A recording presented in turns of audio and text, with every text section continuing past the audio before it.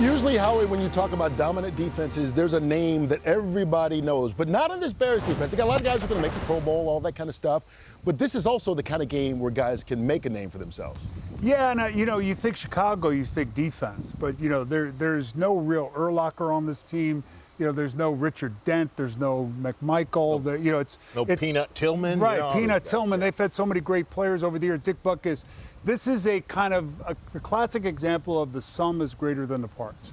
And Dennis Allen is so complex. He's created a culture there of ball hawking. And it's, go back to Peanut Tillman. You mentioned Peanut Tillman.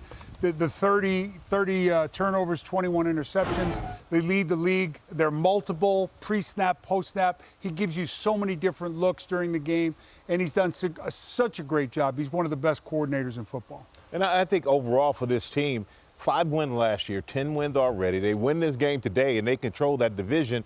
And then you see what the head coach said, and everybody's fired up. But, Aaron Rodgers, when he was there, pretty much said the same thing. I own this team, basically. So I think if you're Chicago, the difference is this year to last year is confidence. These are pretty much, a lot of these guys are the same players. The quarterback, everybody cast out, but now they've come from behind wins. And they're just confident. You can tell the team trusts him, he trusts them. They never feel like they're out of it. And now the parity in talent in this league, we all know about it. It's about who really does truly believe that they're going to win a game. And Chicago right now has crossed over that echelon of a team that's going to go home and say almost to a team that's going to go home and go, we got it done.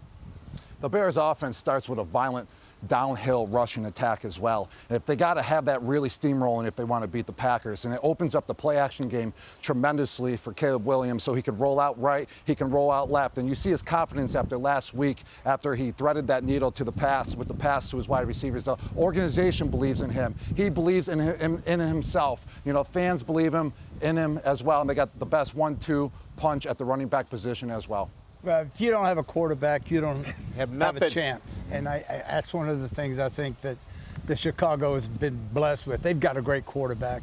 And all of that, you think we give a lot of love to these teams when they start out, and we're impressed by how they're winning, how much fun they are to watch. And this game today with Green Bay is going to be awesome, folks. But Ryan Poles, I think their general manager, I think he's just done an outstanding job. 4 of the 5 new starters on the offensive line. Poles pulled all of those guys in. He's made all these good draft choices. And today, everybody's right. Everybody's spot on from defense to offense. This is going to be a great game, and they got great players. Poles righted a lot of wrongs from last year. Yeah. The mistakes he made last year, he fixed in 1 year. You always learn from your mistakes. And it starts with hiring the right guy at head coach as well. No pun intended, but you have loved Jordan Love for years now. Well, I have, and I was trying to be cute today because it's coming up on Christmas, and you guys, I love the Christmas movie, Love Actually. Remember yeah, that's my favorite. And it ends up good, and I love feel-good movies. Here's a note for you. What? Get to the point. Get out of the way. That's not in the Christmas spirit. And I think Jordan Love, lovingly, when you look at what he has done to the Bears, especially the last time they played, Dennis Allen, the defensive coordinator for Chicago, blitzed. And Jordan Love handled that blitz. 2 40-yard touchdown passes. He handles that extremely well. He's a confident young man. He's got great talent, great poise. He's skillful. And Howie told me before I did this, he said, and he did a great job of getting everybody in the right play before he threw the touchdown passes. So this guy's got total command of this offense. And going off of what Terry's saying about their offense, the Packers, they have figured it out tremendously over their last 5 games on the offensive side of the ball. And I would say it's due to receivers coming back and getting healthy. Christian Watson was out for a little bit. Their speedster, Jaden Reed, is back. And their depth is at the wide receiver position. You really don't know who they're going to use, who they're going to utilize out there. They can do reverses. Christian Watson can go deep. And what's so great, Christian Watson's improvement as well as a wide receiver. He's really turning into a number 1 now, and he can run the whole entire route tree instead of just going deep.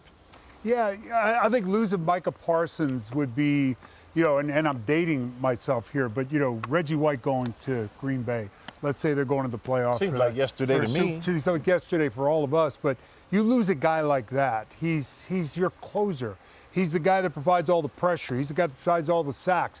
But in addition to that, the 2 things that Caleb Williams does well, play action pass and off-platform throws. He's bootleg out right, bootleg out left.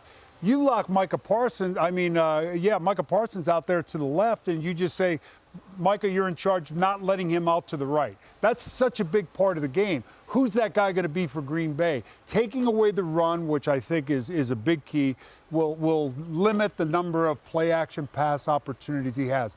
Play-action pass and the bootlegs, those are the two concerns. Yeah, and can they run the ball? Jacobs is, we don't know what's up with Jacobs for the game. But I think in Michael Parsons, the impact that he's had since he's gone there, you get these guys who want to leave the team and they start crying, I'm not happy here. Then they get shipped somewhere else and they just don't play that well. He lived up to all of the hype. He has 83 pressures, leading the league with 83. The second closest on the team is Gary with 42.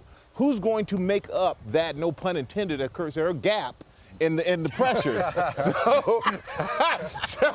So that's what I'm going to be looking for. How comfortable would Caleb Williams be in the pocket? Because you need to make a quarterback uncomfortable in order to force turnovers. Can Green Bay do that without Micah Parsons? If I'm a quarterback and I'm saying no Michael Parsons today, hey, America, I'm pretty happy. This is a huge, huge game. The winner of this basically controls the division, and Chicago wins. They still have a shot at the number one seed. Green Bay and Chicago. And it's as big a rivalry as there is in football. Whoever wins, we know that they will be one step closer to winning the NFC North.